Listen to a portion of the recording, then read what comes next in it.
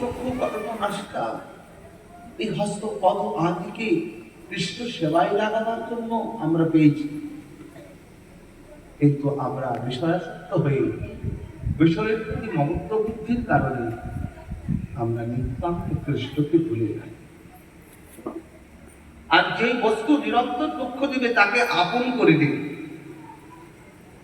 এ ধন যৌবন পুত্র পরিজন এদিকে আছে পরতীতরে, কমল দল জল জীবন টলমল ভজ হরিপদ নিধিরে।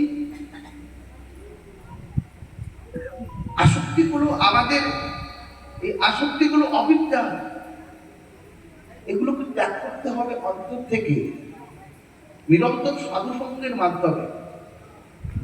আপনি বিষয়ে আপনার কাছে বিদ্যমান, আপনি তো বুঝতে পারবেন না, বুঝবে কে? সাধু, তার কাছে যান। আর সাধুই আপনাকে কৃপা করে সেই বিষয় থেকে মুক্তি দান করতে পারে, আর একমাত্র ভগবান, তাছাড়া অন্য কেউ নয়। এই জন্য বিষয় সর্বদা দুঃখ দিতে ব্যস্ত, সর্বদা। যেই বস্তুর প্রতি আসক্তি এসে যায়, আসক্তিটা একটা বড় বস্তু, আসক্তি থাকবে।